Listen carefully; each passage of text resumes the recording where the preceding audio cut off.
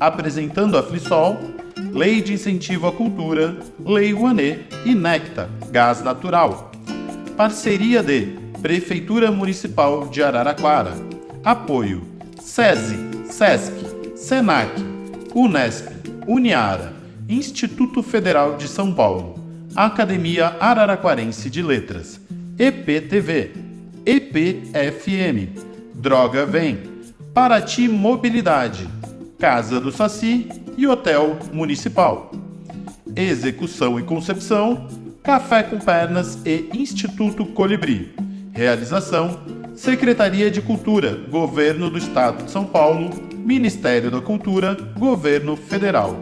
Flisol, literatura que nasce para todas e todos.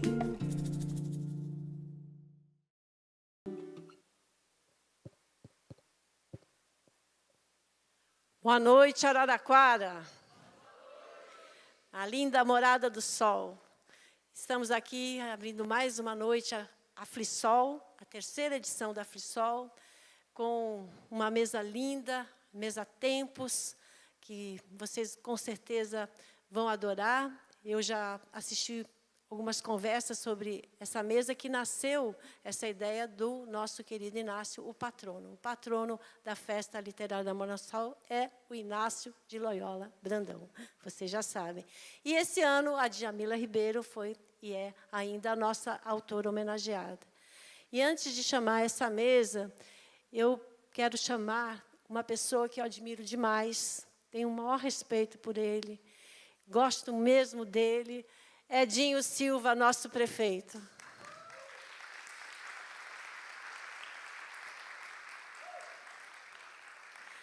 Edinho Silva, você é o responsável por tudo isso. É sim, porque quando era sonho, eu contei primeiro para o Inácio, e o Inácio topou a parada. Depois eu fui na sua sala, você me recebeu, e eu apresentei esse sonho para você, para a Tereza, a Gilsamara, e ele olhou e falou assim, Tereza, você acha que está bom? Bernadette, vamos em frente. Não sei se a gente vai dar conta de tudo que você precisa, mas você vai ter tudo que a gente pode dar.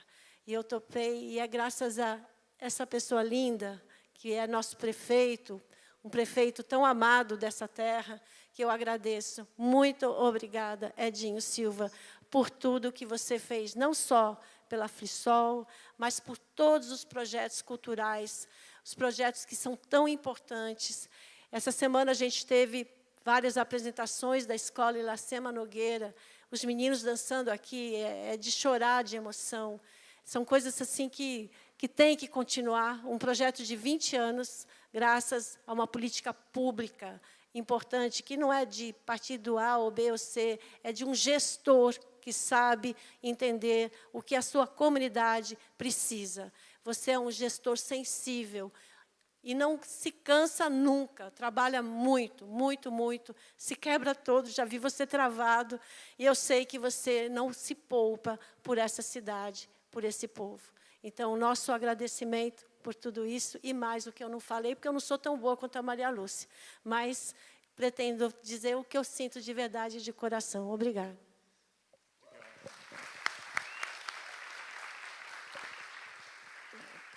Muito obrigado, Bernadette. Eu queria estar muito aqui no dia da abertura, mas coincidiu com uma agenda que eu tinha em Brasília. E todos sabem, eu estou me dedicando muito para que a gente faça a transição mais democrática possível, para que a cidade de Araraquara não perca, para que o povo de Araraquara não perca. Nós temos... São dezenas e dezenas de convênios em andamento com o governo federal. São 370 milhões de reais em obras que a cidade ou já está recebendo ou irá se beneficiar. E eu não quero absolutamente que nenhum convênio deixe de ser executado. Então eu quero garantir uma transição que Araraquara ganhe, que o povo de Araraquara ganhe. Eu penso que o Brasil tem eleição de 2 em 2 anos. a gente tem que entender como é a dinâmica da democracia e lutar pela democracia e trabalhar pela democracia. Eu penso que as políticas, como você bem disse, elas são políticas de governo no primeiro momento, mas a gente quer que elas se tornem políticas de Estado. E no caso do município, que sejam políticas incorporadas à lógica da administração pública, que elas sejam maiores que as políticas de governo. Então eu estou dizendo isso porque eu estou trabalhando muito para que essa transição ocorra dessa forma. Então não pude estar na abertura, mas não perderia, em hipótese alguma, a oportunidade de estar aqui, primeiro para te saudar.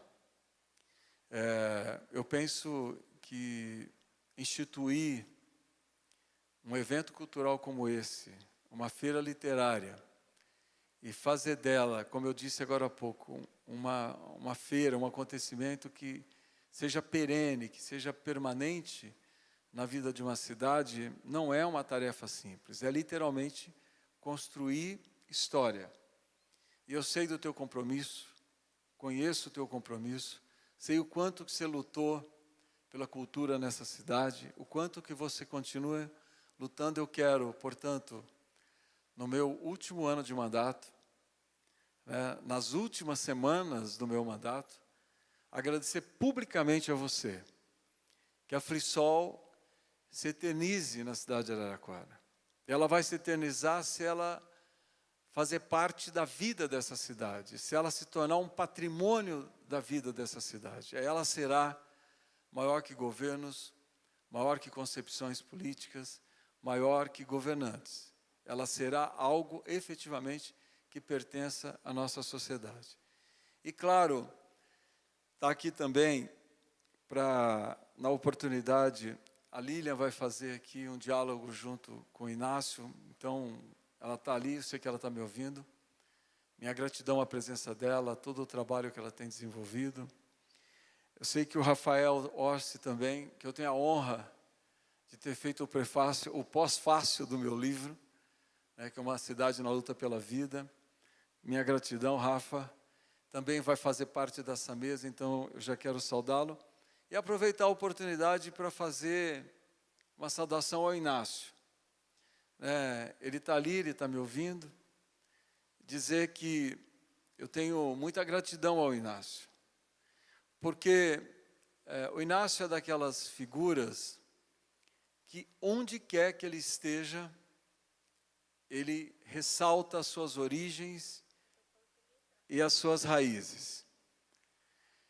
É muito difícil isso, porque muitas vezes as pessoas crescem, ocupam espaços infinitamente maiores que o espaço de uma cidade, e muitas vezes não enfatiza tanto de onde veio e de que forma que foi a sua construção.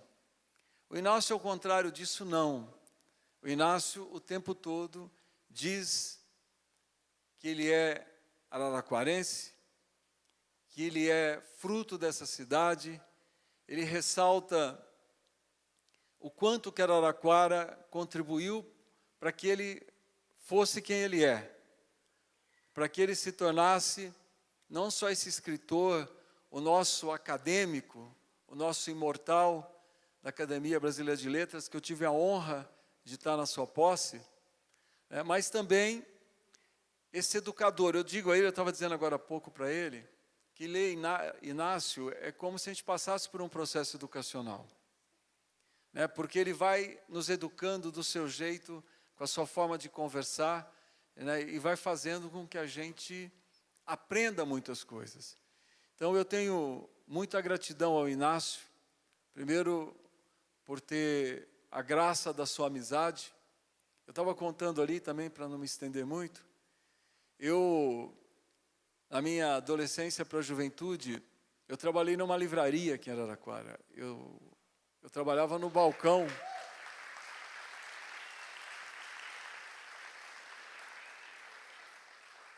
Eu estou contando a nossa história aqui. E eu trabalhava no balcão de uma livraria, e o Inácio ia, aos finais de semana, fazer compras de jornais e revistas, quando isso ainda existia, né? E eu admirava o Inácio, porque eu já comecei a ler o Inácio nessa época, porque eu já era militante da igreja, da pastoral de juventude, era todo crítico, e o Inácio era um símbolo para nós. E ele, sendo de Araraquara, era um símbolo maior ainda. Então eu tinha uma relação de muita admiração pelo Inácio. Eu ficava toda vez ameaçando pedir autógrafo nos livros dele, aqueles que eu conseguia comprar. Enfim, é uma figura que fez parte da minha construção enquanto indivíduo, enquanto ser humano, enquanto alguém que hoje exerce cargo público. Então, Inácio, eu quero aqui, como eu disse para a Bernadette, no meu último ano de mandato como prefeito, no final de uma trajetória e de uma relação que eu construí, eu quero continuar construindo com essa cidade. Eu estou nas últimas semanas do meu mandato, mas eu quero aqui, ainda empossado no cargo, dizer que você é um emblema para nós. Você é um símbolo para nós. E você é a inspiração para todos nós. E não estou dizendo isso aqui da boca para fora. Nós, quando inauguramos, né, os caminhos de Inácio, nós trouxemos as escolas públicas para que pudessem participar. E a gente viu nos olhos dos adolescentes que participaram daquele evento, e os adolescentes que leram, que estudaram Inácio, porque no ano anterior nós tínhamos feito o aniversário de Araraquara, também como símbolo o Inácio. Então as escolas municipais participaram, estudaram, entenderam o que era o Inácio. Então o Inácio é inspiração para nós, é inspiração para as gerações que estão chegando. Então, Inácio, minha gratidão, você é o orgulho da nossa cidade e você é a inspiração da cidade de Araraquara. Muito obrigado.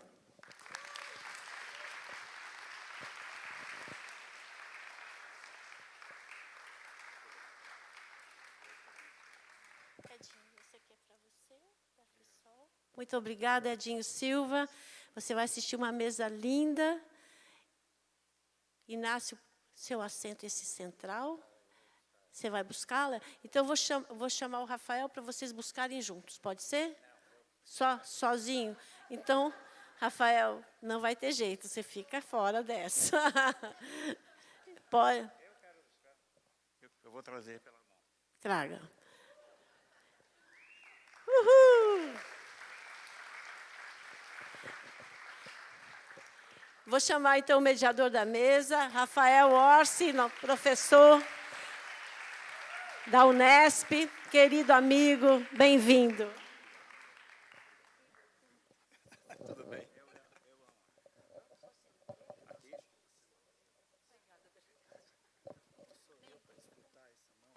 Claro. Sei quantas chances ainda vou ter. Certamente várias, não, Inácio? Mas quem sou eu, né, para disputar a mão, né, com o Inácio? Então, ele buscou a Lília, obviamente. Muito boa noite a todas vocês, a todos vocês.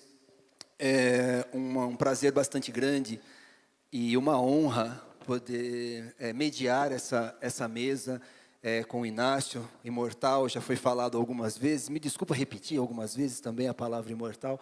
Então é uma honra estar ao lado do Inácio nessa mesa de abertura, bem como compartilhar também com a Lilian Liang, que é jornalista, especialista em envelhecimento e saúde, e tem trabalhos importantíssimos na área da discussão, do debate em torno do envelhecimento, da saúde e da qualidade com esse envelhecimento, a qualidade de vida nesses processos. Então, é uma honra muito grande dividir esse espaço com vocês.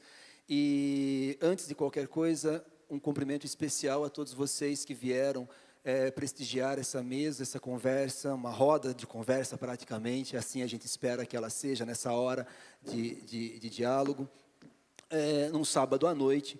É bastante, então, honroso que vocês estejam conosco, porque a Flisol, entendo eu, é um um evento, uma festa, e a festa ela só acontece com as pessoas. Se nós não tivéssemos vocês, essa festa não aconteceria. Então, a festa é para vocês, e a presença de vocês é essencial e nos dá todo o ânimo e a energia para poder trabalhar e continuar. E parabéns, Bernadette, também fazendo esse preâmbulo inicial.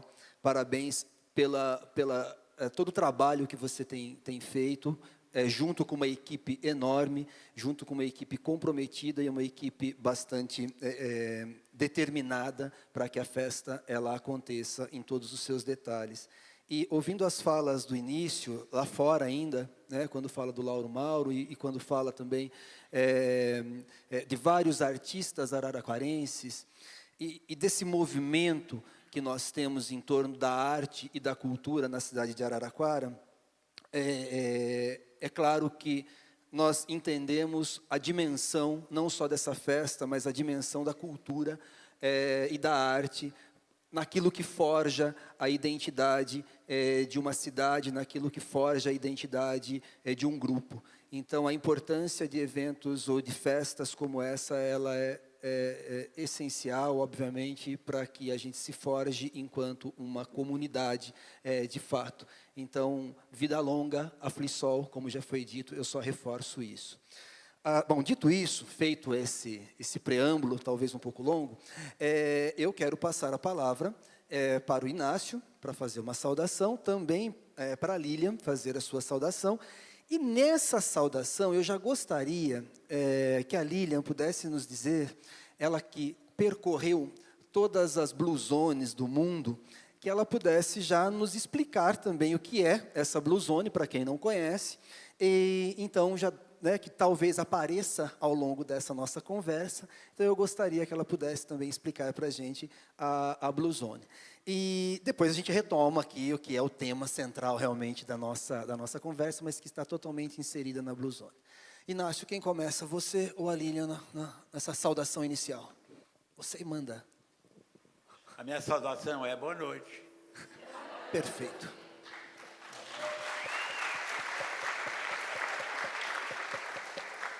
É que eu fico nervoso, não sei o que falar. Mas eu fiz, algum tempo atrás, um podcast em São Paulo com a Lilian. E viralizou. E me ligavam e me mandavam e-mails e me mandavam WhatsApp. Mandar o WhatsApp para mim é uma bobagem, que eu não abro. Porque não sei nem abrir. E também não quero abrir. E aí, quando a nossa Bernadette me pediu sugestões, eu dei a sugestão. Falei, ninguém melhor para praticamente fechar essa festa do que a Wang, que é um encanto de pessoa e que é um poço de informações e de coisas. Ela tem mais que falar do que eu. Eu ainda comecei a ser velho agora, não sei falar muita coisa sobre velho. Mas, enfim, sou feliz e quero que passar. E você vai falando o que você quiser. Eu vou atrás. Tá bom? Só dizer o seguinte. Eu percebi que eu era velho no momento em que os bancos começaram a mandar, sem parar, empréstimo consignado, empréstimo consignado, empréstimo consignado, todos os bancos. E aí eu percebi que eu falei, agora eu estou velho. Gente, boa noite. Gostaria de agradecer muito a Bernadette pelo convite. Uma festa linda, assim, eu até estava comentando lá atrás, é uma festa que você vê que foi feita com muito amor e com muito capricho, assim, está tudo muito redondinho, tudo muito encaixado, muito bonito. Parabéns, Bernadette. E gostaria de agradecer também ao Inácio pelo convite, por ter lembrado do meu nome para participar da Flisol. Bom, para a gente começar, então, eu não estou enxergando muito bem, porque está com a luz bem aqui na minha frente. Eu queria começar perguntando quem aqui na plateia tem mais de 60 anos? Ou quase. Bastante gente, legal. E quem aqui na plateia assistiu aquela série da Netflix? Desculpa, aquela série Como Chegar aos 100 Anos, das Blue Zones. Ah, bastante gente, muito bom. Então, assim, só contextualizando, né? Eu sou jornalista, trabalho com saúde e me dedico a cobrir envelhecimento e longevidade há 12 anos. E quando eu tenho uma revista que fala sobre envelhecimento para profissionais de saúde, então uma revista técnico-científica, e para comemorar os 10 anos da revista, eu resolvi visitar as Blue Zones. Então, são 5 regiões no mundo onde as pessoas vivem com muita qualidade de vida até os 95, 100, 105 anos. E foi realmente uma viagem incrível. Eu e o Gabriel Martinez, que é um cineasta, nós passamos 2 meses na estrada, viajando e visitando esses lugares e conversando com centenários, né? Então, tanto pessoas com 90, 95, 100, até 105, 106, 107 anos, pessoas com boa cognição, com boa saúde física, né?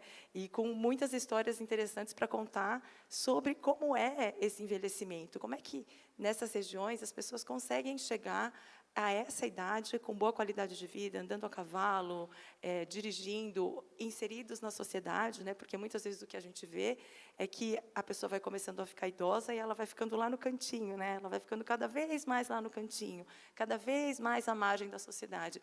E lá eles continuam muito inseridos, eles são muito ouvidos. A gente entrevistou uma mulher na Grécia que ela falou, olha, se você der uma festa e não tiver nenhum idoso na festa, se você não tiver nenhum amigo idoso para convidar, compra um. Arruma algum idoso, porque não tem nenhuma festa que vai ser legal o suficiente se não tiver idosos nela, né? Então, só para contextualizar, esses 5 lugares são regiões muito específicas nesses 5 países. Então, Nicoya, na Costa Rica, Loma Linda, na Califórnia, Okinawa, no Japão, Icária, na Grécia, e Sardenha, na Itália.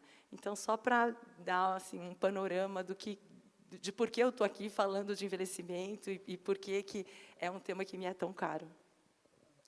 E tocando nesse ponto, eu vou aproveitar, já inverti algumas coisas aqui também do que eu tinha pensado num roteirinho, não? Mas nas Blue Zones, dá para identificar, pelo menos, 4 elementos que são comuns nessas 5 áreas, né? Uma delas é a alimentação das pessoas.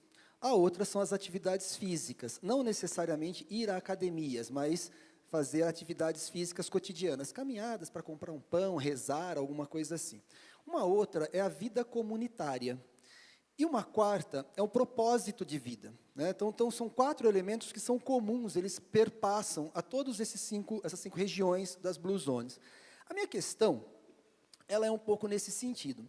A alimentação e as atividades físicas, hoje no mundo, parece que virou quase que moda em alguns aspectos. É suplementação alimentar, é uma preocupação com o que você está comendo, não que isso seja ruim, mas em alguns aspectos até exagerado, né? Algo hiperbólico aí. As atividades físicas também virou, de alguma maneira, a gente olha para as academias, um movimento que, em alguns aspectos, é até prejudicial à saúde, por causa de lesões e tudo mais que vão rebater depois de uma certa idade.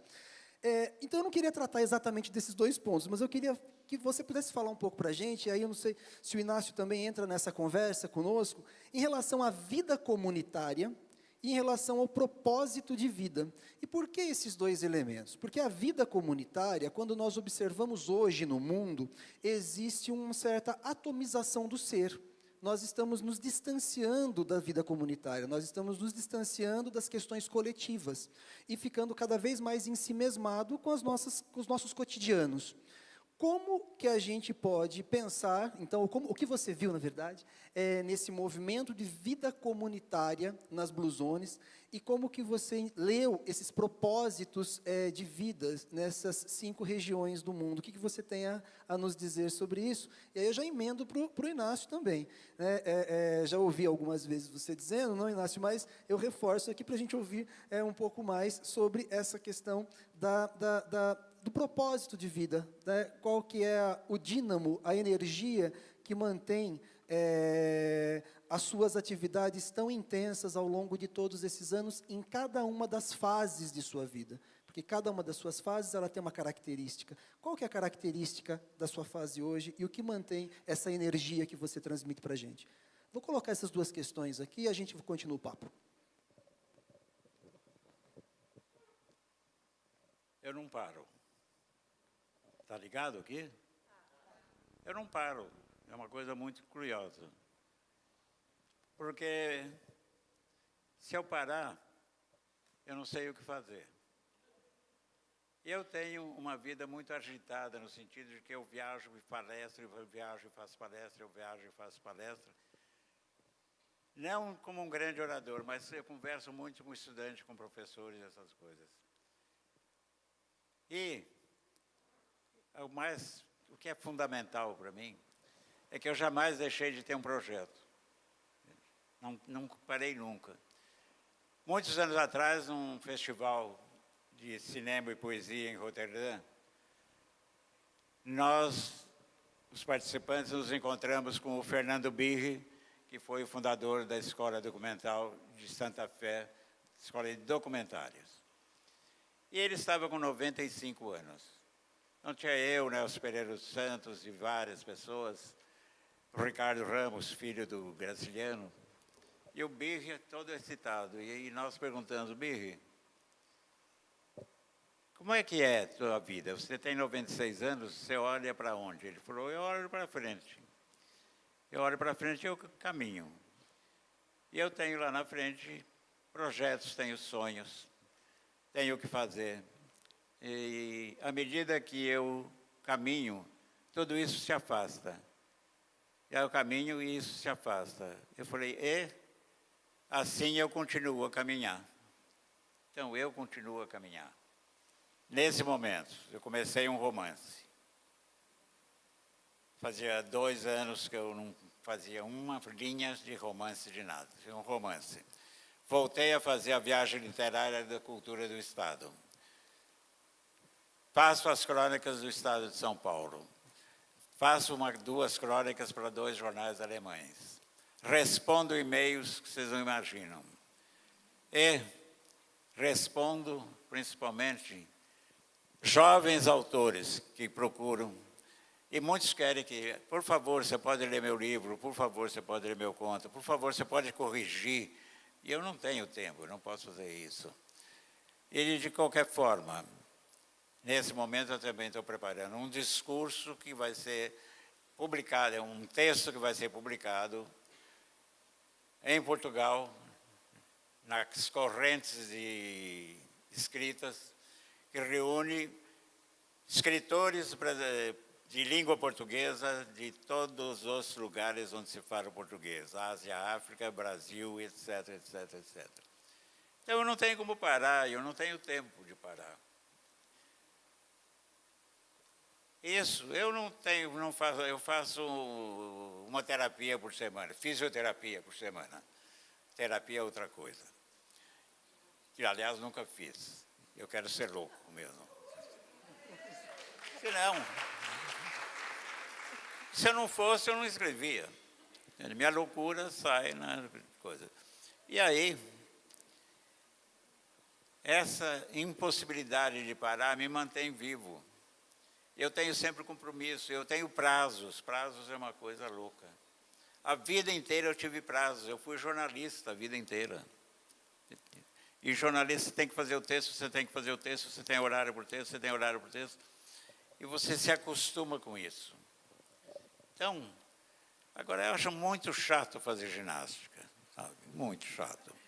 Agora, um dia me perguntaram aqui num encontro, você chegou nessa idade, 88 anos, fazendo como? Você não tem voz de velho. Eu falei, o que é voz de velho? Ela falou, não, a professora, você nunca bebeu, você nunca fumou, você nunca tomou drogas, você nunca tomou hora pronobis, você... Como é que é? Qual é o segredo? Qual é a receita e tal? Eu falei, é a mais simples do mundo. Qual é? Eu não morri. Claro, continuo com a minha vida. Agora, a minha vida tem um objetivo sempre. Se eu não tiver o objetivo, eu entro em pânico. Eu entro em pânico. E meu objetivo é escrever. E o bom é que eu estou tendo muito problema com esse romance. Que talvez seja o último. Mas eu estou tendo muito problema e eu tenho que resolver os problemas. Então, resolver problemas me ajuda muito. Agora, tenho uma mulher incrível, incrível. Eu tenho uma neta de 1 ano e meio. E no meu tempo inteiro eu penso que eu tenho que ficar vivo porque eu quero ver essa menina crescer. Essa menina, quando nasceu, eu escrevi, na noite que ela nasceu, um livro. Aliás, esse livro está aí fora, isso já é uma propaganda. Só sei que nasci. É uma conversa que eu tive com a Antônia quando ela saiu do ventre da minha filha e foi para o quarto, na maternidade. E eu falei, não, Antônia, como é que é lá dentro? Estava escuro. Ela falava, está escuro. Eu falei, mas o que é escuro? Ela falou, eu não sei o que é escuro. E agora? Eu falei, agora está claro. O que é claro? E aí vai sendo esse diálogo. E a última pergunta é dela, que ela me pergunta assim, o que é viver? Viver é escrever para tentar explicar a vida. É por isso que eu vou indo. Não sei até quando, nem me interessa. Jamais pensei em morrer. Jamais pensei em morrer. Eu sei que eu vou, mas que demore um pouco.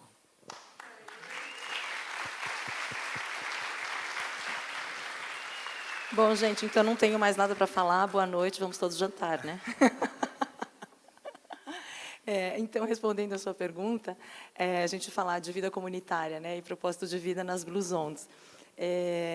A vida comunitária é algo que é muito presente, né? Então, a gente via, por exemplo, na Sardenha, existem os grandes encontros dos idosos na rua, nas praças, né? E ninguém nunca está sozinho. Então, o próprio conceito de ter, por exemplo, um centro-dia para idosos, ou um centro de convivência para idosos na Grécia, a gente ficou uns 10 dias em Icária, e a gente queria visitar alguns equipamentos, né, que a gente chama, alguns lugares onde os idosos conviviam, tal, e para eles era um conceito estranho, mas um lugar onde só tem idosos? Sim, um lugar onde só tem idosos, mas não tem isso aqui. Mas como não tem? Onde ficam os idosos? Ué, os idosos ficam aqui com a gente. Eles estão nos restaurantes, nas praças, em todos os lugares. Não existe uma separação para os idosos. Então, existe essa inclusão muito evidente nessas comunidades. E os idosos se sentem muito, muito parte. Então, uma das coisas... A gente entrevistou uma mulher, ela é grega americana, ela cresceu nos Estados Unidos, mas voltou para a Icária, né? A família dela era de Icária, ela voltou, e ela falou, você nunca vai estar sozinho aqui, nunca, você pode até querer. A gente vem, por exemplo, de uma cultura que é muito individualista, a cultura norte-americana, né? O meu espaço, eu como indivíduo. Não existe isso aqui. Você pode até querer ficar sozinho, mas não vai ficar. E isso é algo que, na velhice, é muito importante, porque o idoso não sente solidão. Ele está lá integrado, ele está nas festas, ele está nas praças, ele está em todos os lugares. Não existe um lugar onde ele fica lá sozinho. Então, isso é algo que a gente observou muito nas Blue Zones. Os idosos estarem muito juntos. Posso interrompê-la só um segundinho nesse ponto? Porque o que a gente tem? A gente vê com os idosos essa leitura muito estereotipada, né? Pegando a fala do Inácio também, é que você não tem voz de velho, né? Então, como se o velho ele falasse de uma determinada maneira, né? Tivesse um tom de voz, uma forma de falar que fosse cansada, arrastada, que você não consegue entender muito bem. A gente trata muitas vezes os idosos como velhinho e aquele senhorzinho e sempre coloca no diminutivo, como ele já está sumindo aos poucos. Então, vamos colocando esse sujeito mais para o canto ali e tal. E isso vai criando uma imagem daquele que não entende de tecnologias, ou não, é contrário à tecnologia, enfim, uma série de aspectos que são colocados, estereotipados, em relação ao idoso. Nesse movimento de integração comunitária, você acha que nessas Blue Zones esses aspectos eles se tornam menores? Quebra-se o preconceito em relação ao idoso? Você consegue romper com isso? Porque isso é muito característico nosso. A gente vê muito isso, né? Então, existe muito a questão disso vir de gerações. Os idosos sempre estiveram integrados, eles estão sempre na família. Existe uma intergeracionalidade muito grande. Então, por exemplo, a ideia hoje que a gente tem, né, de, puxa, não dou mais conta de cuidar do meu pai que está com Alzheimer, acho que eu vou institucionalizar. Lá, esse conceito é muito estranho, é muito estrangeiro, porque o idoso continua dentro da casa. O idoso continua convivendo com os familiares, ele continua indo à igreja, mesmo que ele tenha problemas de saúde, mesmo que a família tenha que se mobilizar para cuidar daquele idoso. Então, o idadismo, isso que você está falando, né? O velhinho, que faz o gorrinho, usa no diminutivo, infantiliza o idoso, isso você não vê lá, porque o idoso continua ocupando aquele espaço central. Então, a gente entrevistou, por exemplo, o Dom Ramiro. Quem assistiu o documentário deve ter visto. Ele é aquele senhor na Costa Rica que anda a cavalo. É impressionante. Ele fez 102 anos. Ele cavalga todos os dias. Ele toca gado. É uma coisa assim. Eu falei, gente, eu não consigo montar o cavalo desse jeito que ele monta. E o Dom Ramiro é um senhor, assim, ele tem 102 anos, mas ele continua sendo a figura central da família. E ele fala de uma maneira muito enfática, ele fala, até o dia que eu morrer, eu serei a voz mais ativa nessa família. Porque ele é a geração mais velha, ele tem 102 anos. E aí, quando essa autoridade dele, né, não diria nem autoridade, mas esse protagonismo dele foi questionado, um dos filhos dele vendeu uma propriedade que ele tinha sem discutir isso com Dom Ramiro. Dom Ramiro caiu doente. Ele ficou um mês, uma semana acamado, porque ele não foi consultado numa decisão que era tão grande.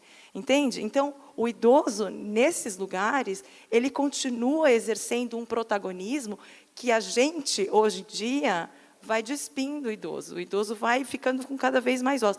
Agora a gente está vendo um movimento contrário. A gente está vendo agora os idosos se dando conta de que sim, eles têm voz, de que sim, eles têm espaço e que eles vão continuar com esse espaço. Né? Mas, por muito tempo, o idoso ficava lá no cantinho. Então, nessas Blue Zones, a gente vê que o idoso está muito inserido, ele está na comunidade, ele está na família, existe uma troca intergeracional muito grande. Então, o idoso está lá, ele ajuda a cuidar dos netos, os netos também ajudam a ficar meio de olho no idoso. Então, existe toda uma rede de apoio que funciona nesses lugares e que mantém o idoso com um bem-estar mental e um bem-estar físico que, muitas vezes, a gente não observa nos lugares onde o idoso não é tão valorizado. Né? As Blue Zones, existe até um questionamento, né? Essa foi uma pergunta que a gente fez para muitos pesquisadores. Será que as Blue Zones vão continuar existindo? Porque é um modo de vida muito particular. Né? As pessoas hoje têm 100 anos, mas será que a gente consegue reproduzir esse estilo de vida?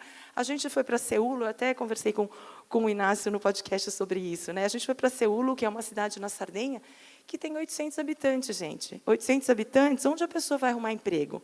Então, assim, as gerações mais jovens também já estão saindo. E aí, com quem que esses idosos ficam? Né? Então, será que as Blue Zones são algo que vão continuar por muito tempo ou elas vão sumir? Então, o que os especialistas falam é que, no longo prazo, as Blue Zones vão sumir. Mas o que a gente tem que fazer é aprender com o que essas comunidades ensinam para a gente, né? De manter o idoso incluído, de manter o idoso inserido na comunidade e nas famílias. Né? E sobre o propósito de vida, que você estava falando, é algo muito interessante, porque todos eles tinham um propósito de vida muito claro. E a gente, às vezes, pensa em propósito de vida, né, algo muito grande, assim, vou salvar as baleias, né, algo muito nobre, muito grande. E, na verdade, não é. É isso, eu continuo escrevendo livros.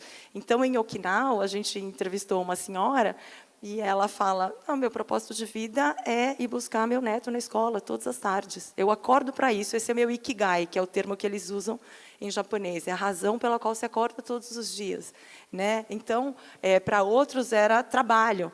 Então, a gente chegou a Grécia, vocês veem que eu estou falando bastante da Grécia, porque a Grécia foi um lugar muito particular, porque foi muito difícil eu conseguir produzir a viagem lá, porque mandava e-mail, puxa, preciso marcar a entrevista, eu tenho só 10 dias. Aí, não, mas quando você chegar aqui, a gente marca. Quando você chegar aqui, me liga. Assim, gente, eu tenho 10 dias, eu não posso me dar o luxo de, né, não ter a agenda pronta. E quando eu cheguei lá, em Icária, a gente conversou com o dono do hotel, né? E eu estava muito frustrada. Falei, poxa vida, porque eu não estou conseguindo marcar as entrevistas. Cheguei aqui sem nenhuma entrevista. Ele falou, poxa, se você tivesse vindo 2 semanas antes, eu teria uma pessoa muito legal para você entrevistar. Quem que era? Uma senhora com mais de 110 anos. Ele não sabia exatamente quantos anos ela tinha, mas ela já tinha mais de 110. E com 110 anos, ela ainda trabalhava no tear. Ela gostava de trabalhar no tear. E com 110 anos, ela queria expandir as operações dela. Então, ela foi ao banco pedir um empréstimo para expandir as operações. E o banco, obviamente, não deu o empréstimo para ela. Ela voltou bem frustrada para casa. Mas é alguém que tinha planos. Ela queria continuar trabalhando no tear, com 110 anos. Né? Então, isso é algo que foi muito interessante de ver. Como o propósito de vida também é algo que tem um impacto muito grande na longevidade. Existem estudos que mostram o impacto na saúde física desses longevos quando eles têm um propósito de vida claro. Né? Para outros, era a família. A gente entrevistou a dona Trine, de 106 anos. Fisicamente, ela já estava mais frágil, ela precisava de ajuda para andar, mas, cognitivamente, ela estava muito bem. Né? E a gente falava, dona Trine, qual que é o seu plano de vida? O que a senhora quer ainda da vida? Ela falou, eu quero ver a minha família, porque a família dela estava toda espalhada pela Costa Rica, e o que ela queria, o desejo dela, era ver a família toda reunida lá em Nicoya. Então, os idosos que tinham um propósito de vida claro, tinham uma melhor qualidade de vida e tinham um maior tempo de vida. Então, a gente vê que existe um benefício muito claro, né, nessa vida em comunidade e também no propósito de vida claro.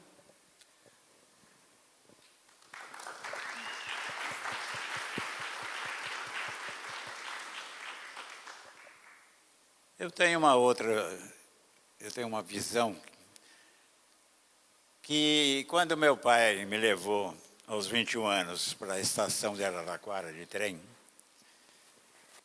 ele me colocou no trem, ele era ferroviário e tudo, me colocou no trem e fez uma pergunta, disse assim, Inácio, o que você quer da vida, emprego ou trabalho? Eu falei, pai, emprego é um trabalho que você faz suas coisas, ganha o dinheiro, paga de bebidas, comida, etc, etc, etc. É isso. E trabalho, você trabalha, recebe seu dinheiro, paga aluguel, compra comida, etc, etc, etc, etc. Ele falou, a diferença é que no trabalho é que tem o sonho. E sem ele, sua vida não é nada, Inácio. Você tem? Eu tinha o sonho e tenho até hoje. Então, eu fui atrás. Acho que é fundamental. Meu avô era um marceneiro em Araraquara, morreu com 97 anos também. Ele adorava marcenaria, ele adorava criar móveis diferentes para as pessoas, ele fez, em 1912, ou sei lá quando, muito lá atrás, um parque, um carrossel, sem ele ter as ferramentas, porque na cidade de Matão não tinha sequer eletricidade. Então, era coisas... Porque ele viu uma fotografia de um carrossel americano colorido, e ele falou... E ele levou 3 anos para fazer tudo. E ele adorava aquilo, e ele falou assim, olha, eu fico só pensando nos meus cavalos. Então, eu, por exemplo, só penso nos personagens. Eu só penso que eu tenho que dar um nome. Eu acho que é isso. Eu tenho um sonho lá na frente e isso me mantém vivo. Eu tenho que me manter vivo. E eu tive uma coisa muito curiosa. Eu não é que eu fiz farras, mas eu levei uma vida assim, regrada, mais ou menos. Mas sempre gostei muito de comer. E também gostei muito de beber vinho, e etc. E Cuba Libre, aquelas coisas. Eu sou de uma geração que bebia muito, quando tinha 18 anos. Até que chegou um ponto recente que eu estava ficando obeso, eu estava me sentindo mal, e que etc, etc, etc. E a minha família é muito ligada, muito unida, e as pessoas todas ligadas. Talvez também essa coisa da família e dos parentes e dos amigos. Porque eu casei com uma mulher que é uma filha de italianos, aqui de Araraquara. E a casa ali é cheia era cheia o tempo inteiro, entrava e saía, entrava e saía. Aquilo era uma vida interessante, comunitária, se você diz. E minha casa, no fim, de alguma maneira, também é assim. É sempre entrando gente, saindo gente, conversa, etc. Então, essa coisa da comunicação, de viver coisas... E um dia fechou meu olho direito.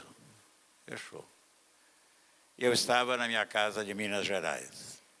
Fomos para o hospital local, entrei, um médico muito simpático falou, o que o senhor tem? E eu falei, eu vim aqui para saber.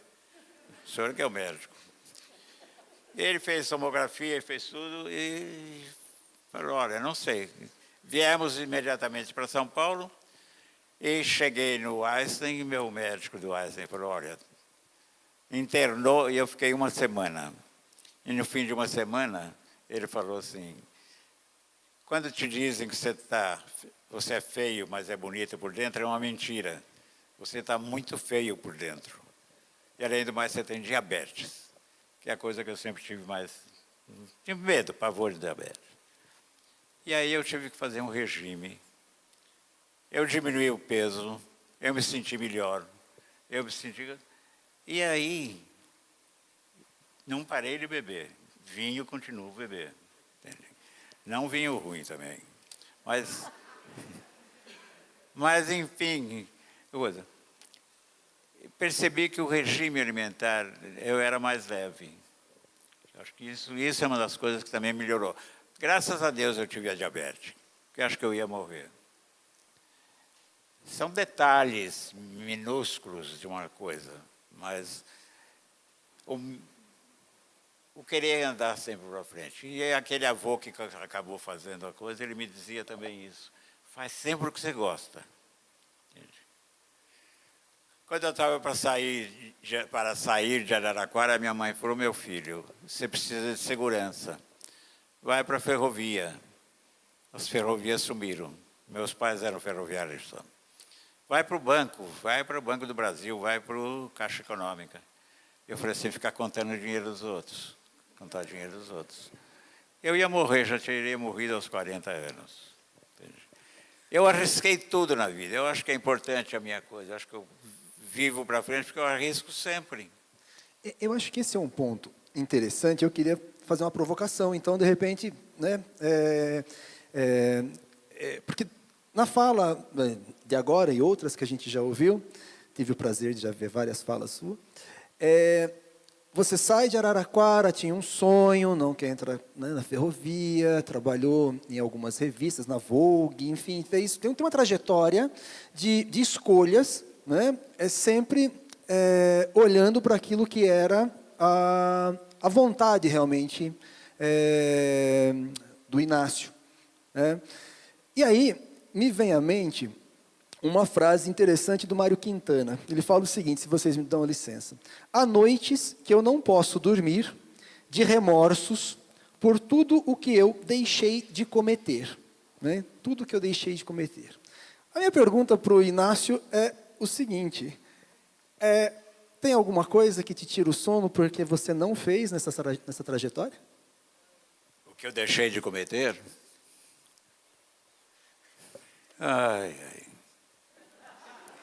Boa pergunta. Algumas eu não posso falar. Mas como eu sonhei com a Sofia Loren quando eu a conheci. Eu morei na Itália, numa loucura, eu falei, fui embora. Ganhei uma passagem, fui embora e vivi lá um tempo. E conheci a Sofia e mais, eu conheci a Lea Mazzari.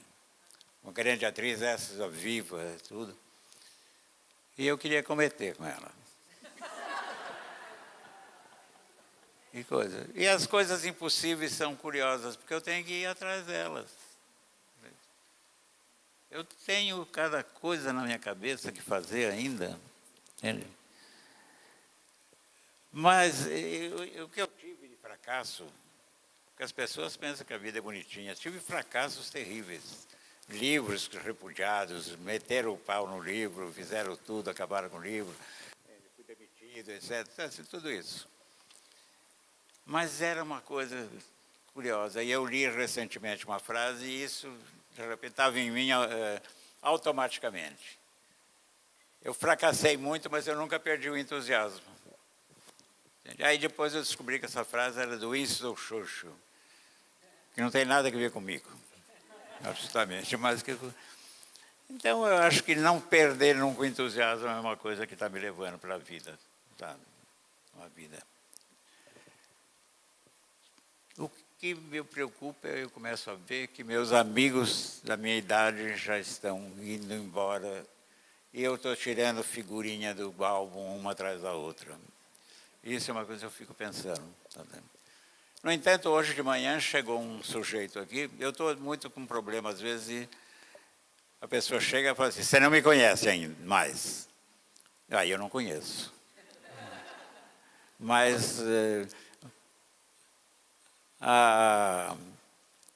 hoje de manhã chegou aqui, teve uma exibição do filme do Wallace, com quem eu tive uma grande trajetória, e a pessoa chegou, eu olhei e falei, Horácio Campos,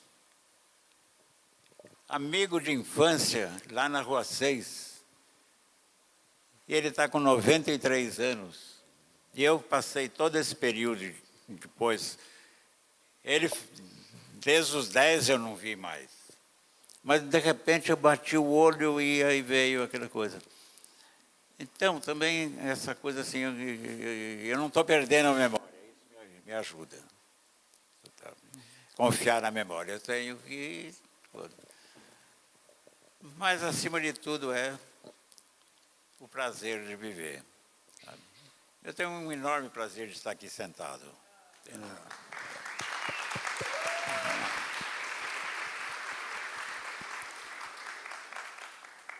E coisas assim que eu achei que eram muito chatas e complicadas e tal. E vamos tirar um selfie, vamos fazer o quê? Adoro, eu vou, eu faço, eu tiro todos. Sabe? Porque custa você dar um abraço de 1 minuto. Né? Claro, também tem uma certa intensidade que aí começa a ficar complicada. Né? Mas, enfim, não. Eu acho que eu estou indo. Eu queria pegar esse ponto, Inácio. Eu não sabia o que falar, eu falei isso. Eu queria pegar esse ponto. Bom, primeiro, a lição, que é isso, porque quando a gente olha para o Inácio, imortal da Academia Brasileira de Letras, a gente acha que é sucesso, sempre. A trajetória da vida é um sucesso. Aí alguém fala, lógico que ele chega aos 88 anos com esse otimismo, a vida dele foi só sucesso. É a gente entender que há fracassos ou há retrocessos em alguns pontos, e o importante é não perder esse dínamo que faz a vida acontecer, e esse movimento. Eu acho que isso é uma lição para a gente, e sobretudo uma pessoa que chega num nível da vida com a produção e o reconhecimento. Essa lição para nós é essencial, e fundamentalmente, lógico, para todos, mas quando a gente fala de um escritor, para vários dos escritores que vão iniciando as suas carreiras aos 18, aos 15, aos 20, aos 30, ou aos 50, aos 80, e tem livros rejeitados, há pareceres ruins, há críticas desonestas, que muitas das críticas são desonestas, para que ele não perca a vontade da vida e não perca a vontade da profissão. Isso é uma lição para a gente, né? Isso é uma lição. Mas você falou 2 ou 3 vezes... e aí eu queria ouvir a Lilian, na verdade, sobre a sua fala. Você falou 2 ou 3 vezes, logo no início, na primeira resposta, na primeira conversa nossa, que tem vários projetos, a gente quer viver, tem muito, mas nós entendemos que a vida tem um fim. Né?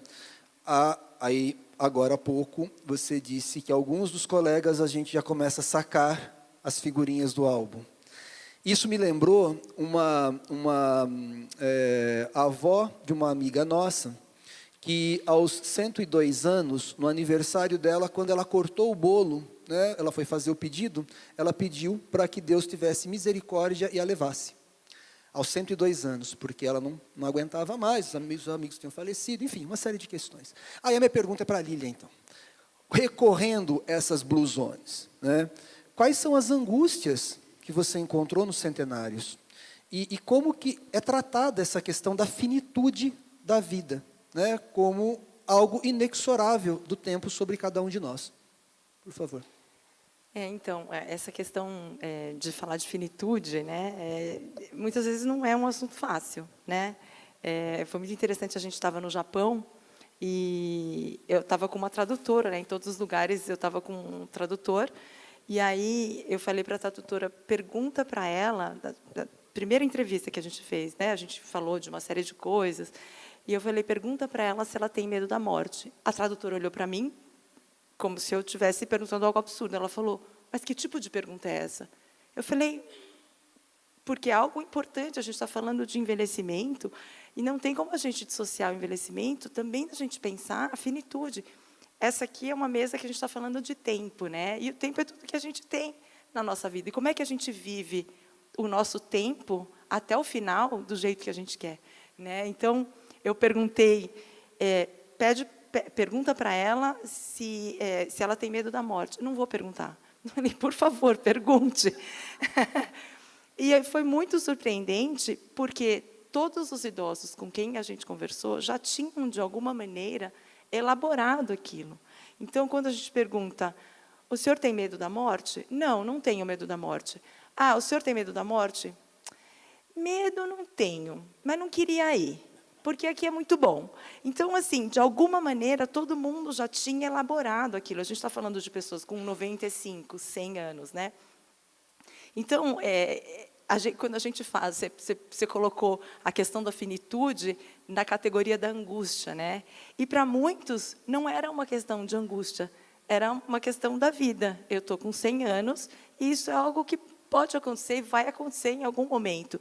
E eu já elaborei isso. E eu já sei como eu quero que seja. O senhor tem medo? Não tenho medo, porque eu sei que eu vou para o céu. Então, a gente recebeu inúmeras respostas, né? Não acredito em Deus, mas não tenho medo da morte. Então, essa elaboração da finitude, eu achei que foi muito interessante e foi algo que no documentário, né, da Netflix, ele não aborda, né, porque ele traz muito mais as dicas de como a gente consegue chegar até o 100. Mas, na nossa expedição, quando a gente foi conversar com esses idosos, a gente achou que seria importante também trazer isso. Como é que esses idosos estão refletindo sobre essa longevidade? Não é só o segredo para você chegar até os 100, mas como você reflete sobre esses 100 anos. O que esses 100 anos significam para você? O que é importante para você? Né? A gente entrevistou a dona Atiná, na Grécia, de 101 anos também, muito frágil, cognitivamente muito bem, mas muito, muito frágil fisicamente. E ela falava assim, se eu pudesse, eu já teria ido. Né? Eu gostaria que Deus já me levasse, mas eu fico por causa da minha família, né? Então existe essa reflexão constante sobre a finitude e decisões também, né, sobre isso. Então eu quero continuar, porque a minha família é muito importante para mim. A dona Trini, com 106, quer continuar, porque ela quer ver a família, né? Então, eu acho que quando a gente coloca a finitude na categoria angústia, a gente acaba empobrecendo um pouco, né, essa reflexão. Porque quando a gente fala de longevidade, a gente fala de um bom envelhecimento, o bom envelhecimento também exige que a gente pense sobre as questões difíceis para a gente poder decidir como a gente quer viver até o final. Né? Eu trabalho com geriatria, gerontologia, e tem muitos projetos com pessoas com mais de 60 anos, 70, 80 anos, né? E a gente vê a importância de dar esse espaço para as pessoas falarem também. Então, eu fiz uma oficina de escrita com pessoas com mais de 60 anos, né? E foi muito interessante ouvir como eles queriam ter um espaço para falar sobre isso, porque quando começa a falar com o filho fala, ai, pai, pelo amor de Deus, não vai falar isso, vira a boca para lá, bate na madeira. E, muitas vezes, o pai quer elaborar sobre isso, a mãe quer falar sobre isso, mas eles não encontram um espaço. Então, eu sou muito advogada de tirar a finitude da categoria angústia, né?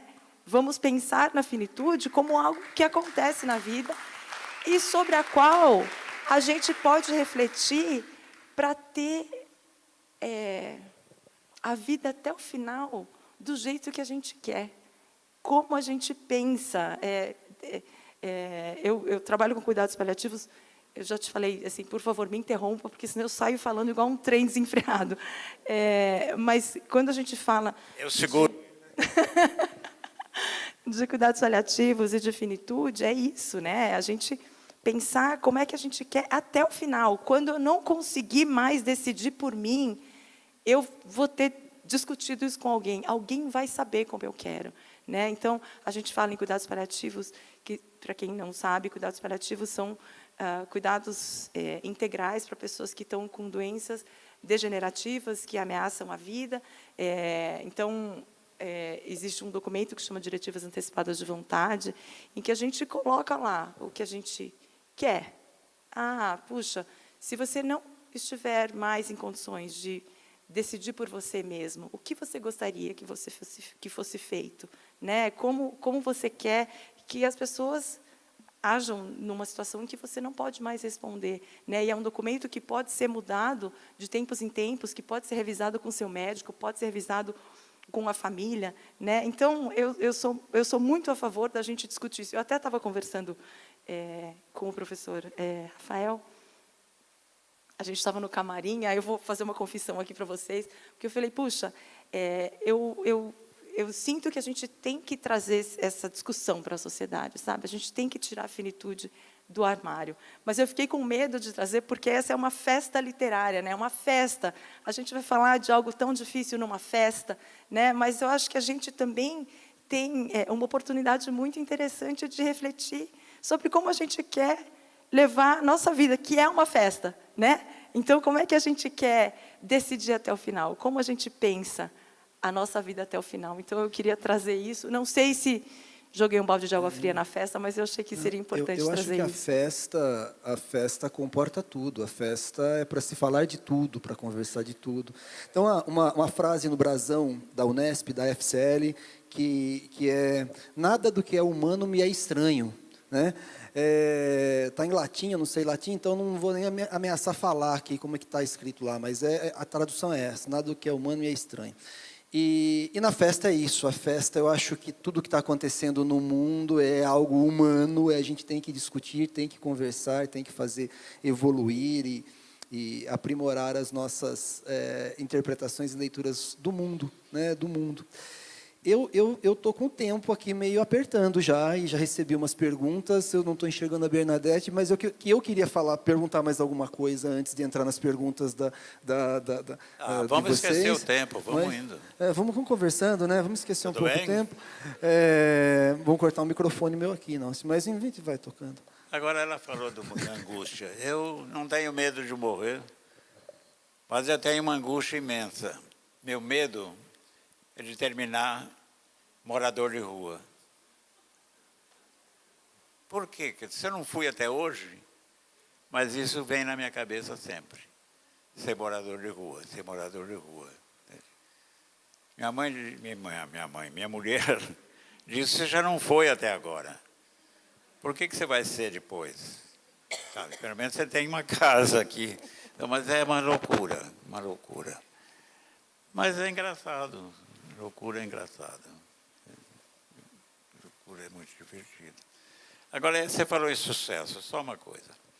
As pessoas pensam que sucesso é você ser famoso, você ser fotografado, você ser influencer, você ter não sei quantos seguidores, milhões de seguidores, etc, etc.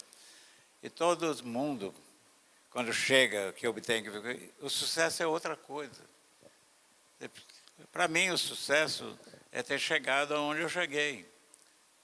Entende? Eu não sou rico, não sou famoso, sou conhecido, mas não famoso. Não sou de ficarem na rua, vindo apertar, essas coisas.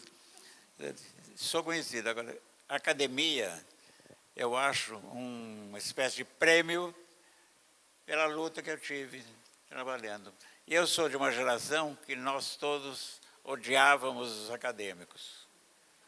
Odiávamos. Que bobagem, aqueles babacas, tudo lá e tal, tal.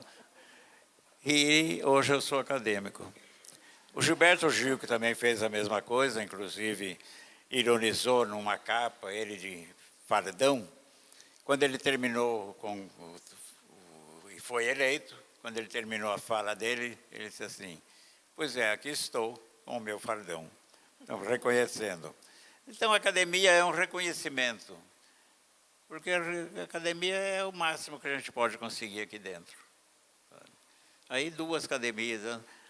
Nós dizemos, somos imortais, porque nós não temos onde cair morto. É isso que nós dizemos entre nós, academia. Mas nós estamos preocupados com cultura, com etc, etc, etc, etc. Agora, vejam a academia como uma coisa positiva. Positiva. Eu estou lá, acadêmico. Eu gosto. Eu gosto de tudo que eu faço. Eu gosto de tudo que eu faço. E muito crítico, eu só estou desviando um pouco, mas quando eu lancei Não Verás País Nenhum, que hoje é o meu carro-chefe, é um livro que, lançado em 81, anteviu tudo isso que está passando aí com clima e etc, etc. E tal. Já vendeu 1 milhão de exemplares entre 81 e hoje e tal. Então, e foi traduzido em 10 países. Bom, quando eu lancei, a Veja, que tinha 1,5 milhão de exemplares, um crítico chamado José Onofre fez uma crítica de uma página inteira, acabando com o livro. Acabando, destruiu. E eu lembro até hoje, olha como me marcou. A última frase era assim: porque Inácio pensa como um arquiteto e escreve como um servente de pedreiro. Era assim que ele terminava. Isso na Veja, que tinha uma coisa assim. Claro que eu fiquei chateado, eu fiquei putíssimo e etc. e tal. Passados os anos, onde está esse crítico? Ninguém sabe. Desapareceu. Foi processado por assédio da própria mulher, e etc, etc e tal. E eu estou aqui no palco.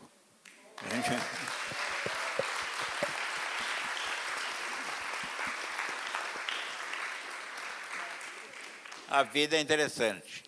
Eu vou contar uma outra coisa. Eu gosto de contar história, me desculpem. Eu quero ouvi-la, mas eu vou... Em 1953, aqui em Araraquara, veio uma equipe fazer um filme chamado Armas da Vingança, com Hélio Souto, que era um grande ator na época, e etc. E uma noite, eles filmavam em Tamoio e vinham até aqui e voltavam. Uma noite eu acompanhei uma das atrizes do filme até o cinema, o Cine para Todos, vimos lá um filme, era linda, Silvana Marçal, já morreu, cantora da Tupi, etc., sensual e tanto. E eu ali todo pimpão ao lado dela, né? Mas, e aí acabou o filme, e nós, na rua, já era 10 horas, um jipe viria buscá-la, e aí entrei no hotel municipal, até que sempre foi um belo hotel. Entrei e sentamos num sofá que tinha ali, 10 da noite, tudo vazio. Aí vem o Chico Lastiri, dono do hotel, grandão, imponente, fumando um cigarrão, um charutão, e olhou e falou: o que é que vocês estão fazendo aqui? Quem são vocês?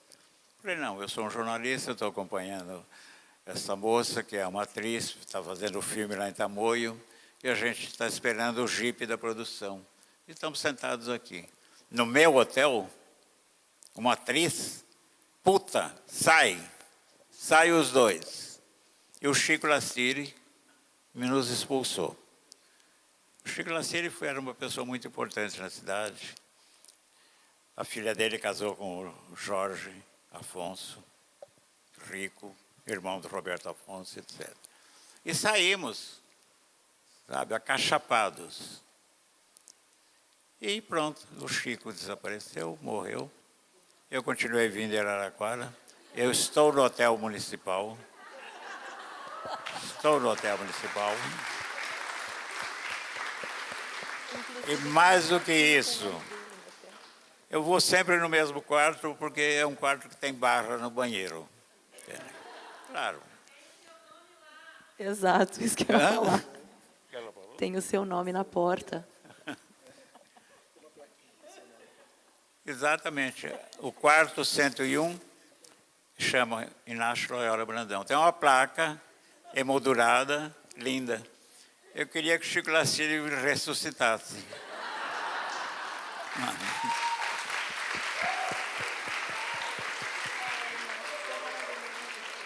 Maravilhoso, maravilhoso.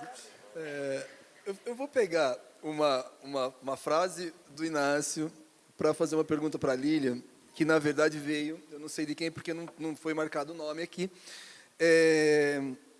mas veio da plateia, para a Lilian. O Inácio disse que tem muito, que os imortais não têm onde cair morto, né? Por isso que são imortais. Me lembrei de uma frase também, que é recorrente entre alguns conhecidos, que é pior do que não ter onde cair morto, é onde não ter, ficando vivo, né? Não ter onde ficar vivo. É muito pior do que não ter onde cair morto. E a pergunta da pessoa, da plateia, é o seguinte: como você vê as diferentes longevidades a partir de recorte de gênero, raça, nacionalidade e classe social? Há idosos e idosos, né? Então, como você faz essa leitura por gênero e classe social? Então, nas Blue Zones, o que a gente observou é a maioria dos lugares, a única exceção dessas 5 Blue Zones seria Loma Linda, na Califórnia, que tem uma expectativa de vida alta, porque é uma comunidade adventista, eles têm uma alimentação vegetariana, não usam álcool, existe todo um contexto lá, mas é um contexto urbano, predominantemente branco e classe média alta. Todos os outros lugares que a gente visitou eram áreas rurais e de baixo índice socioeconômico. Então, as pessoas eram muito pobres e não tinham muita educação. Em Nicoya tinha muita tinha influência indígena também.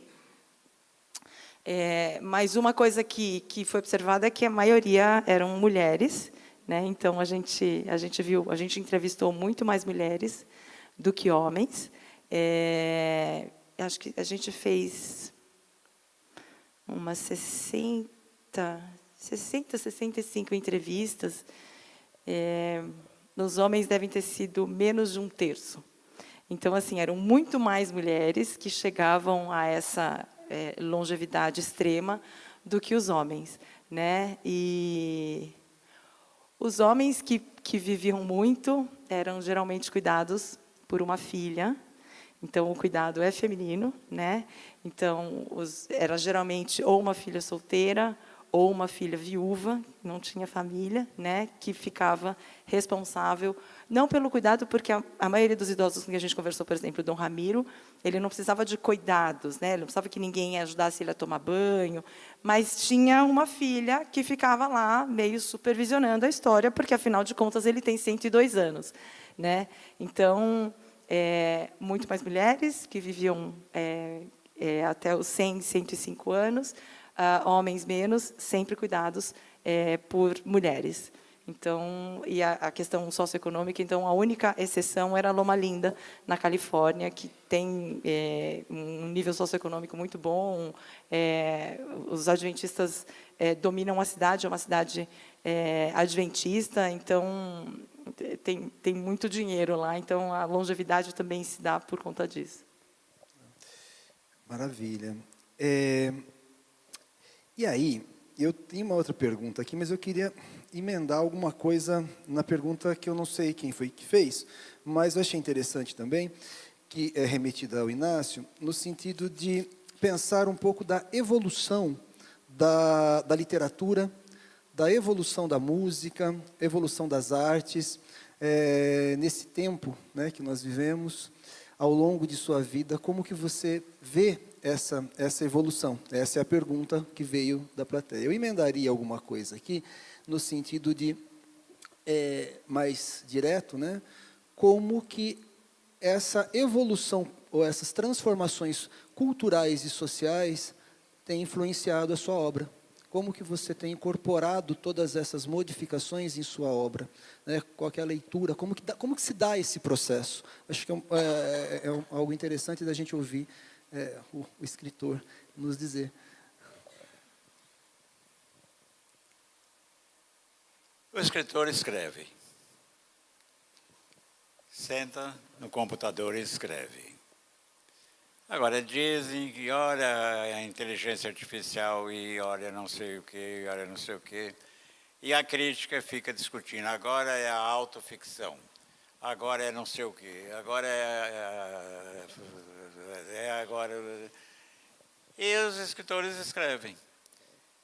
Eu passei, por exemplo, pela Nouveau Roman francês. Antigamente era o Nouveau Roman, do Robert Grier, etc, etc, etc. Depois veio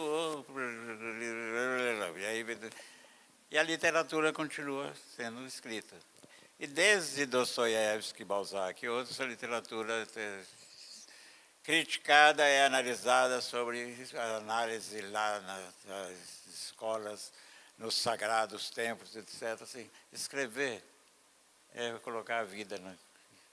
Seja que tempo for, seja que gênero for, seja o que for, cada um está colocando a vida ali dentro. Então, quando você lê livros de Balzac, ou de Shakespeare, ou de William Faulkner, ou de Graciliano Ramos, você está lendo histórias de um momento da humanidade. E pode ser que gênero for, nós sempre vamos falar da humanidade, vamos falar do homem, da mulher, dos problemas e de tudo. Então a literatura vai ser sempre o espelho do mundo. Vivemos agora um momento complicadérrimo. Em algum momento vai surgir alguém que vai explicar por que o Trump foi reeleito. E, claro, aí ninguém lembrava de que jamais os Estados Unidos elegeriam uma mulher, principalmente uma mulher negra, né? Porque é um país preconceituoso. Então, e por que está tendo a guerra de Israel? E por que tudo isso a literatura reflete de alguma maneira, sabe? Tolstói, com Guerra e Paz, etc., refletiu a Rússia e o mundo. A literatura vai sempre refletir o ser humano. É isso. Seja que gênero for, seja que tipo de literatura se invente, se nomeie e tal. Eu continuo na minha toada. Tá, na minha toada. Nós chegamos a um ponto complicado nesse momento, porque outro dia, agora aí se atendo ao Brasil, outro dia o meu editor me mandou uma carta dizendo, olha, vamos reeditar O Menino que Não Teve Medo do Medo. É um infantil que se passa, aliás, em Araraquara, que são dois garotos que saem pela noite, pula a janela de casa e saem pela noite, vai para a Rua 5, o Jardim Público, etc., à procura de cachorro louco. Porque as mães, naquela época, diziam assim, cuidado, não vão para a rua porque agora está cheio de cachorro louco. Era uma forma da mãe tentar deixar as crianças dentro de casa e tal. Mas dois tentam verificar, dois aventureiros, e ficam andando pela cidade, para baixo, para cima e tal.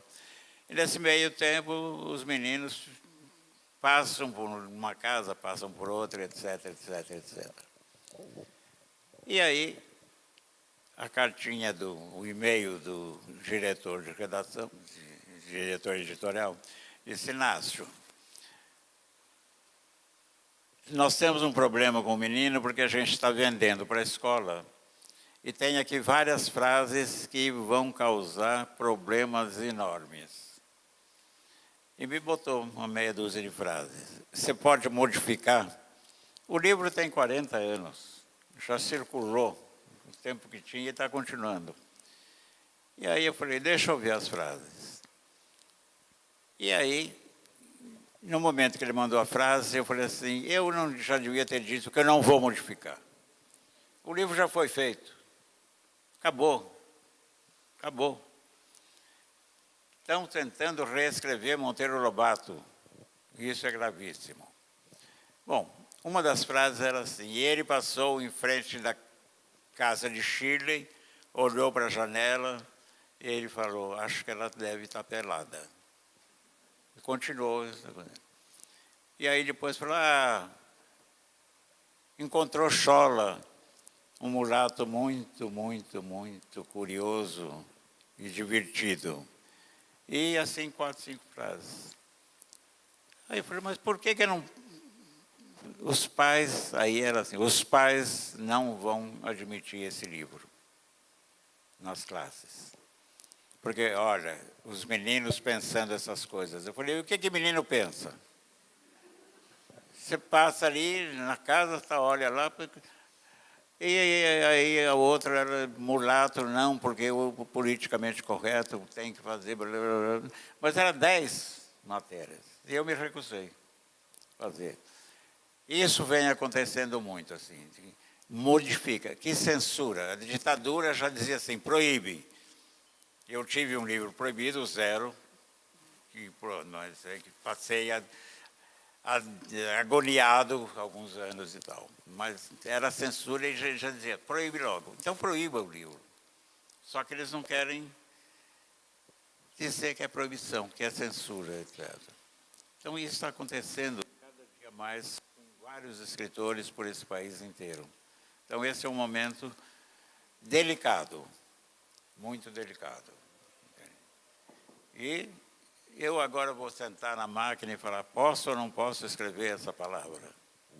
É um horror. Gente. Já vivi proibido, já vivi como jornalista com a censura durante anos e anos e anos, até 85. Você tinha que mudar as coisas todas, tinha que tirar da página, enfim. Esse tempo me desgosta um pouco. Eu quero liberdade. É isso. Eu acho que a liberdade, esse sentimento íntimo do ser humano, ela deve ser sempre preservada e estimulada, né? Então, a arte reflete o seu próprio tempo, e eu acho que a arte, em muito, ela antecipa coisas que, às vezes, mesmo na academia, falando da universidade, então, a gente não consegue entender, não consegue ver, e a arte já está antecipando muitos movimentos que, para nós, ainda é um pouco turvo, né? Então, nós temos que reverenciar sempre a arte e a cultura, porque ela é a essência da nossa vida e do nosso movimento, né, de maneira livre. Eu vou precisar terminar essa mesa, não vai ter jeito. Já estão olhando para mim um pouquinho, poxa vida, passou do tempo. Então, o assunto é ótimo, é maravilhoso ouvi-los, ouvir a Lilian com todas as suas experiências, com todos seus estudos. Lilian, muitíssimo obrigado, foi um prazer enorme encontrar você aqui, conversar um pouquinho com você. E espero que Araraquara tenha a acolhido muito bem, né? E o Inácio, não tenho o que dizer, não? O prazer que nós temos em ouvi-lo sempre, Inácio. Então, não é uma questão só de agradecer, não teria palavra para expressar aquilo que é o nosso sentimento em, primeiro, partilhar desse espaço com você e poder participar dessa Flisol, mediando uma conversa tão gostosa, tão agradável, que certamente iria longe, né?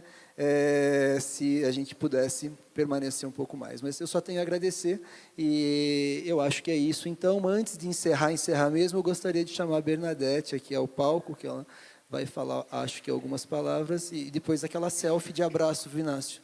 Quero aquela selfie, você falou que tu vê?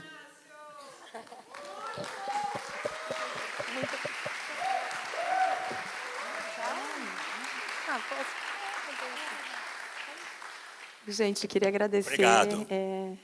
Foi ótimo. Quem quiser perguntar, quem quiser conversar, vou estar lá à disposição. Adoro falar sobre esse tema.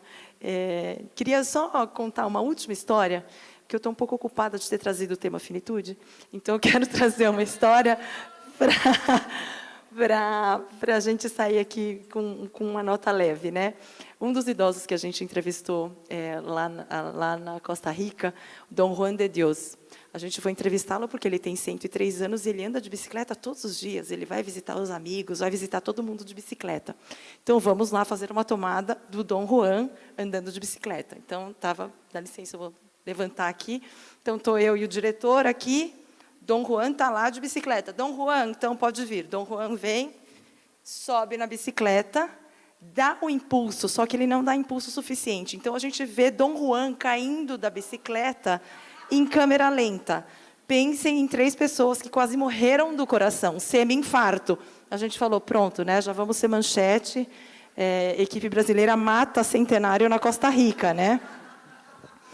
A gente larga a câmera, larga tudo, Dom Juan levanta, se limpa e fala, bom, de novo. A gente fala, não, de novo não, ninguém faz nada de novo. Dom Juan, por favor, senta lá no sofá, vamos ver se o senhor está bem, né? A gente achou que ele tivesse quebrado alguma coisa, né? Imagina, uma fratura de fêmur num idoso de 103 anos, acabou. E aí, Dom Juan está lá, sentadinho, assistindo a novela, a gente está lá se recuperando, todo mundo tomando uma água com açúcar, né? Dom Juan me chama. Vem aqui, tem uma coisa para te mostrar. Cheguei pertinho dele e falei, diga, Dom Juan. Ele tira uma cartelinha de dentro do bolso, é uma cartelinha de Viagra. Ele tem 103 anos, anda de bicicleta e tem múltiplas namoradas pela cidade. Então é isso, gente. Longevidade é isso. Obrigada, pessoal.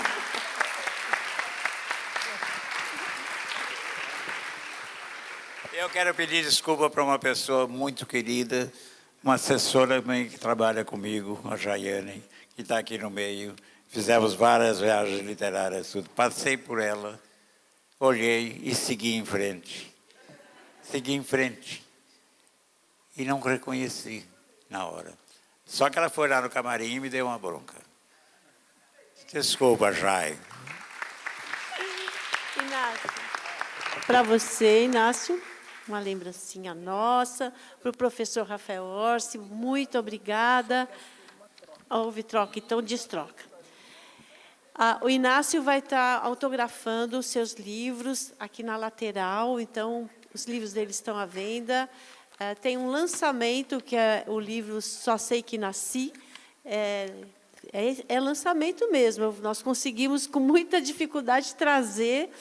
Uma pessoa viajou à noite, foi buscar esses livros, porque é um livro maravilhoso que ele fez para a sua neta, Antônia.